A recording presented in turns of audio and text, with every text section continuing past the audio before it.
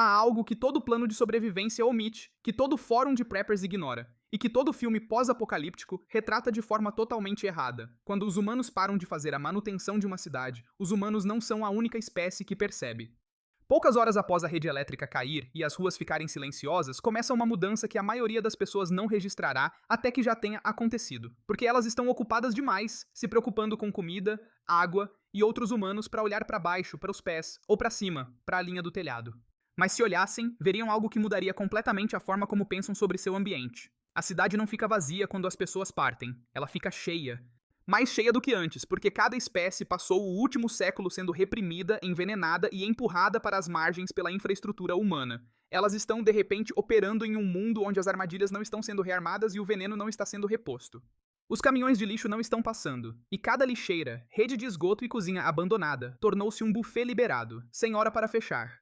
Em 30 dias, sua cidade pertencerá a 4 animais que já estavam lá, esperando. Entender o que cada um faz, para onde cada um vai e como cada um afeta sua sobrevivência não é um exercício de documentário de natureza. É uma necessidade tática que determina se você vai adoecer, ser mordido, se alimentar ou ser sobrecarregado por um problema que você não previu. Animal número 1, ratos, e eles vão se multiplicar a uma velocidade que fará você reconsiderar tudo o que pensava entender sobre a vida selvagem urbana. Um único par de ratos, em condições ideais, pode produzir até 15 mil descendentes em um único ano. Em condições urbanas normais, esse número é controlado por programas de veneno, serviços de saneamento e pela pressão de predadores. Além disso, o fato de a coleta de lixo limitar sua fonte de alimento também ajuda. Remova todos os 4 controles simultaneamente, que é exatamente o que um colapso faz, e a população de ratos não apenas aumenta, ela explode. Na primeira semana, os ratos que viviam nos esgotos e paredes movem-se para espaços abertos ao descobrirem que a atividade humana cessou. Na segunda semana, a explosão de comida disponível em cozinhas sem refrigeração, lixeiras abertas e restaurantes abandonados acelera a reprodução.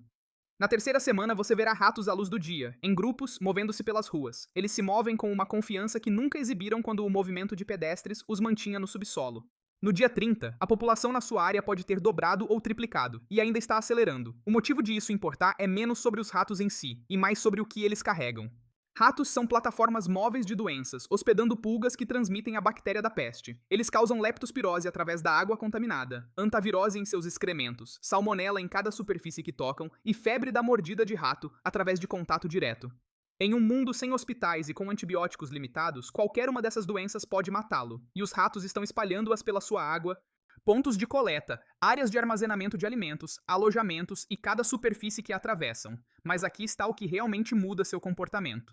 Os ratos encontrarão sua comida antes que outros humanos o façam. Eles sentem o cheiro de comida através das paredes. Eles roem madeira, plástico e metais macios, e se espremem por qualquer fresta maior que uma moeda. Se você estiver armazenando comida em algo que não seja metal vedado ou vidro grosso, os ratos a contaminarão. Eles deixam para trás excrementos que tornam o que restou potencialmente letal. Sua estratégia de armazenamento de alimentos não é apenas sobre esconder suprimentos de pessoas. É sobre vedá-los contra um inimigo que opera 24 horas por dia. Eles passam por buracos que você não consegue ver e se multiplicam mais rápido do que você consegue matá-los. Recipientes de metal com tampas apertadas e alimentos pendurados no teto por fios que os ratos não conseguem escalar.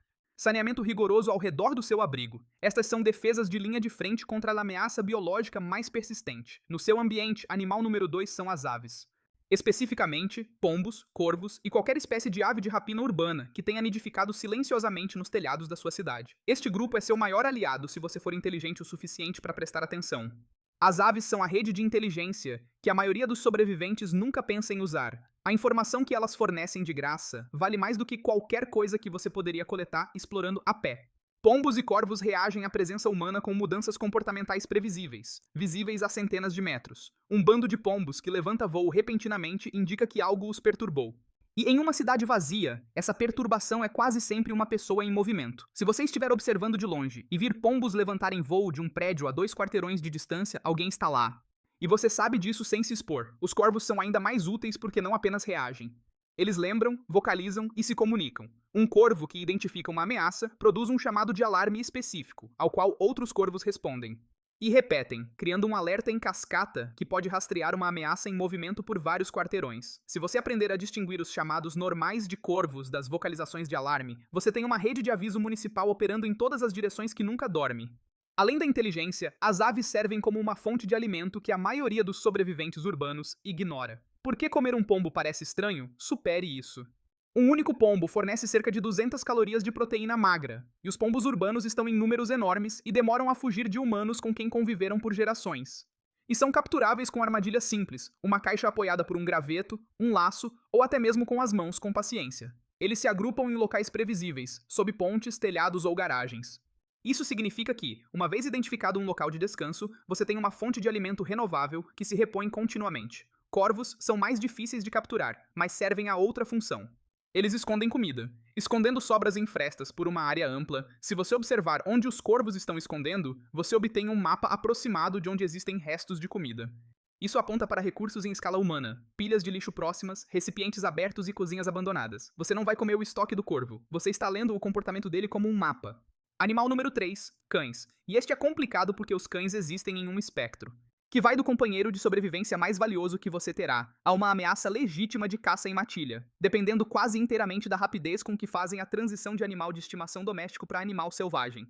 Isso acontece muito mais rápido do que as pessoas querem acreditar. Na primeira semana, os cães que você encontra ainda são, em sua maioria, animais de estimação. Eles estão desorientados, famintos, procurando por donos e, geralmente, acessíveis com movimentos lentos e comida. Esses cães são um recurso extraordinário porque um cão ligado a você fornece segurança de perímetro que nenhum sistema de vigilância humano pode igualar. Eles detectam ameaças, através da audição e do olfato a distâncias fisicamente impossíveis para nós. Um cão perto da entrada do seu abrigo alerta sobre estranhos se aproximando muito antes de qualquer fio de armadilha ou sistema de latas. E o efeito dissuasório psicológico de um cão latindo é significativo o suficiente para que ameaças oportunistas simplesmente escolham um alvo mais fácil. Na segunda e terceira semana, a equação muda. Cães sem dono formam matilhas, e o comportamento de matilha emerge com velocidade surpreendente, porque a programação social está enraizada. A domesticação a suprimiu, não a apagou. Uma matilha de 5 a 10 cães selvagens é uma ameaça genuína para um humano sozinho, especialmente à noite, especialmente se você estiver carregando comida.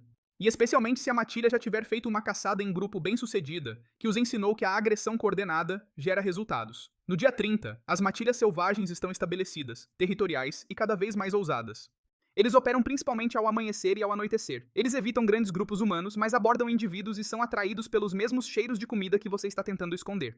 Movimentar-se sozinho durante horas de pouca luz torna-se consideravelmente mais perigoso. Comida carregada ao ar livre precisa ter o cheiro vedado.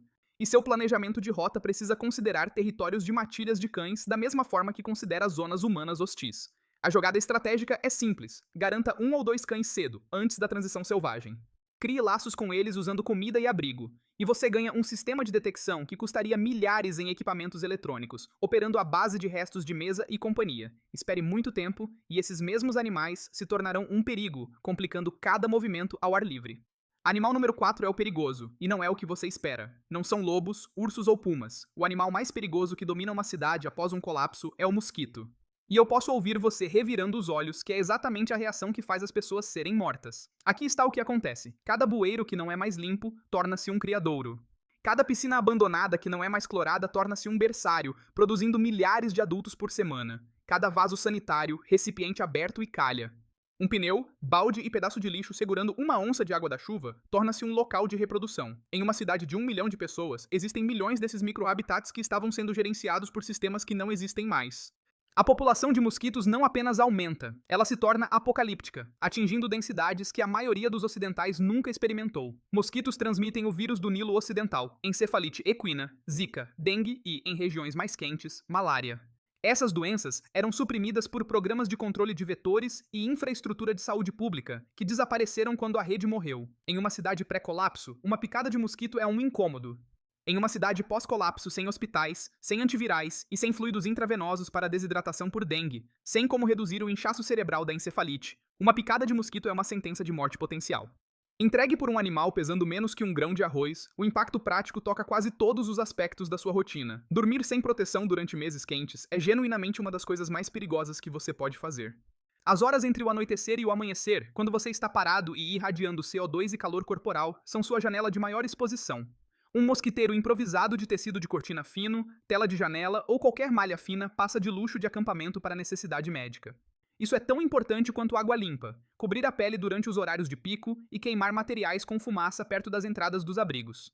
Eliminar toda a fonte de água parada dentro de 200 pés aprox. 60 de onde você dorme, estas não são medidas de conforto. São prevenção de doenças que afeta diretamente se você estará funcional na próxima semana ou acamado com uma febre intratável. E aqui está o detalhe conectando a ameaça dos mosquitos à ameaça dos ratos. Ratos que morrem não desaparecem, seus corpos se decompõem. Pulgas e parasitas deixam o cadáver esfriando, procurando novos hospedeiros de sangue quente. Em uma cidade, com uma população de mosquitos em explosão, alimentando-se desses mesmos restos e depois alimentando-se de você, as vias de transmissão de doenças se multiplicam. Elas se multiplicam de maneiras que dariam pesadelos a um epidemiologista. O problema dos ratos alimenta o problema dos mosquitos e o problema das doenças humanas. O ciclo acelera na ausência de infraestrutura de saneamento que estava silenciosamente evitando isso todos os dias da sua vida pré-colapso. Aqui está o que tudo isso significa em conjunto. Em 30 dias, a paisagem animal da sua cidade reorganizou-se fundamentalmente em torno da sua ausência como a espécie dominante. Os ratos moveram-se para o seu suprimento de comida, espalhando doenças por cada superfície. As aves tornaram-se uma rede de inteligência ambiente, transmitindo informações de ameaças se você souber como ler. Os cães dividiram-se em companheiros ligados a você, que valem seu peso em ouro, e matilhas selvagens, adicionando a esquiva de predadores a cada plano de movimento. E os mosquitos transformaram noites quentes em um campo minado de doenças transmitidas por vetores que mata silenciosa e indiscriminadamente. Os sobreviventes que entendem isso não apenas evitam as ameaças, eles integram o ecossistema à sua estratégia. Eles vedam a comida contra ratos em recipientes de metal e penduram suprimentos fora de alcance. Eles observam os pombos e ouvem os corvos, deixando as aves revelarem onde os humanos estão se movendo. Eles criam laços com cães cedo como um sistema de segurança biológico operando com restos. Eles tratam a proteção contra mosquitos com a mesma seriedade que a purificação da água, porque a ameaça invisível zumbindo ao redor de sua cabeça à noite é estatisticamente mais propensa a matá-lo do que o estranho armado a 3 quarteirões de distância. A cidade após um colapso não está vazia, ela está fervilhando com um conjunto diferente de residentes, e sua sobrevivência depende de entender quem eles são, o que eles querem e como usá-los ou evitá-los.